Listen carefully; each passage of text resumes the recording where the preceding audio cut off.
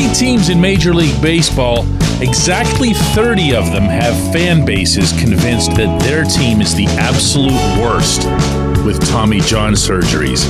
It's not actually true. Good morning to you. Good Thursday morning. I'm Dejan Kovacevic of DK Pittsburgh Sports, and this is Daily Shot of Pirates. It comes your way bright and early every weekday if you're into football and or hockey. I also offer daily shots of Steelers and Penguins in the same place that you found this.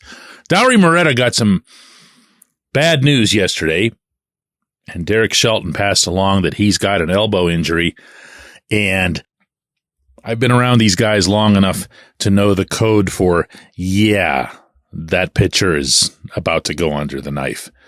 Moreta, terrific guy, one of the more upbeat personalities, actually, I think, across the scope of Pittsburgh sports. You hate to see this happen to any pitcher. You especially hate to see it happen to somebody you like. But it sure looks like Moreta is going to end up having Tommy John. Hoping that's not true, by the way. I'm not saying that it's going to happen, but it's just these things end up that way about 99.9% of the time. Across baseball, the number of pitchers who have Tommy John per year is, well, if you just go back over the last 3 years, it's 30, 28, and 31. So you've obviously got an average of 30. That means one per team. With the team that you follow, the team that you would be convinced, just like all other fans everywhere are, would be the worst at Tommy John surgeries, you would actually be right. You would be dead on, in fact. Because over the past year and change alone, the Pirates have seen Max Kranick, JT Brubaker, Mike Burrows, Johan Oviedo, and now Moreta. Well, maybe, again, head toward Tommy John. Now, I'm not about to come up with some kind of, super inside medical explanation for why this might be. It's conceivable that it'd be a coincidence. But when it's 5 and it should be 1, something's probably at least worth looking into. Something's probably at least worth questioning. Some practices, some pitches that get taught to pitchers or emphasized that maybe they shouldn't be emphasizing. Maybe there are cultural things where pitchers are feeling the need to throw really hard because everybody who comes out of every bullpen, it seems right now, brings gas, with very, very few exceptions.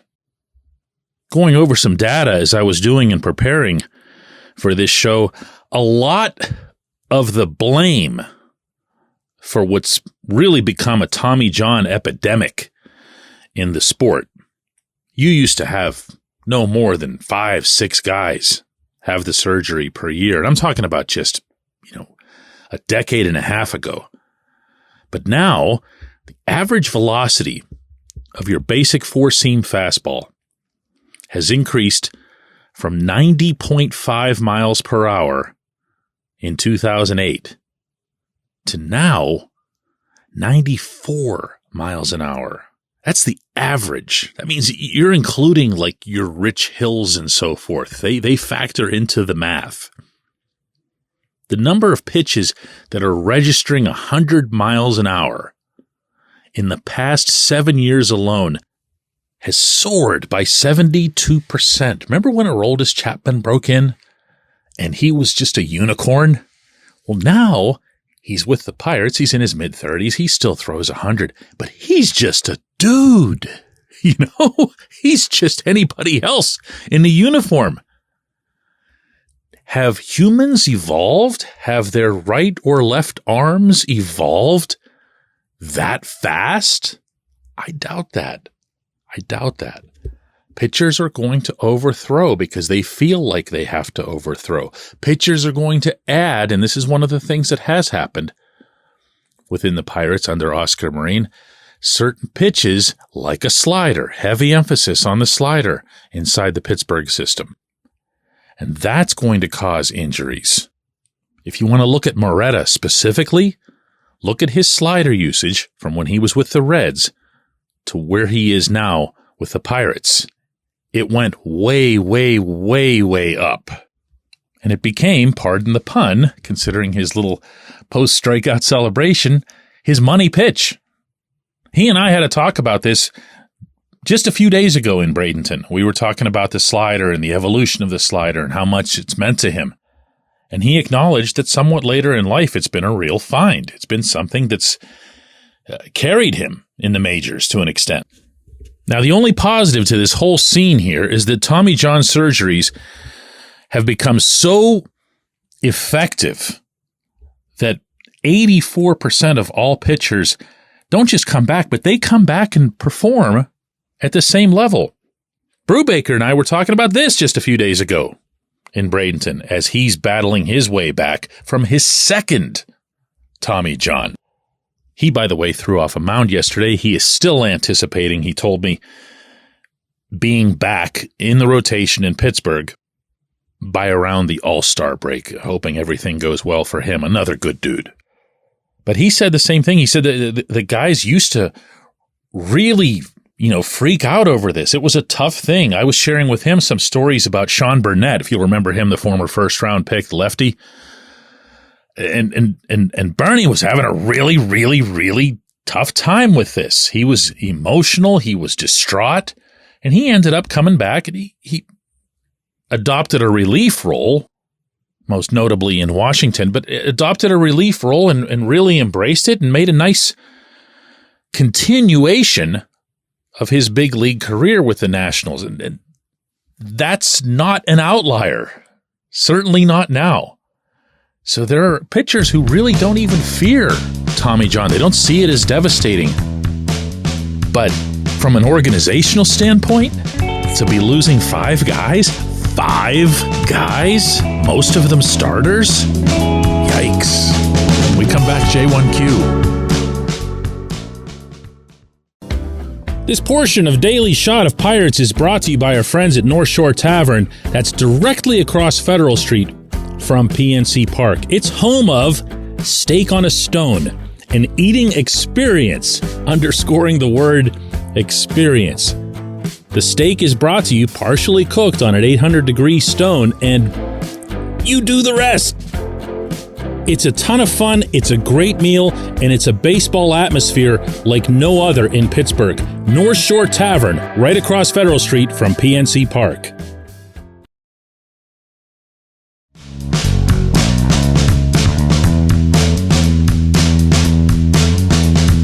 Today's J1Q comes from Joe, and it's in reference to my discussion on yesterday's show about right field. Joe asks, plain and simple, is Kutch not a viable option for out there? And I say to you, Joe, that there's nothing that Andrew McCutchen can't do. I think that's a good place to start any conversation about number 22. I've learned not to doubt anything that he does, whether it's on or off the field. He is an extraordinary athlete. He is an extraordinary individual. He's also getting up there.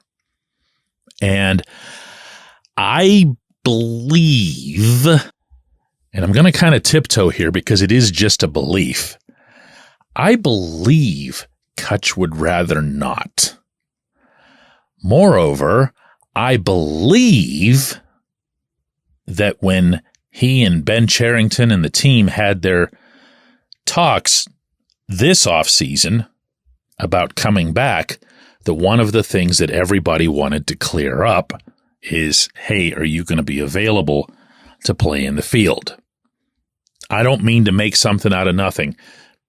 Pin this on me and what I believe, okay? And nowhere else. But here's something else I believe as it relates to Kutch. And this was borne out by a discussion I had with a scout down there. Kutch is still going to step into that batter's box this summer every single day as the guy most likely to give you a professional at bat, or 3 or 4 of them.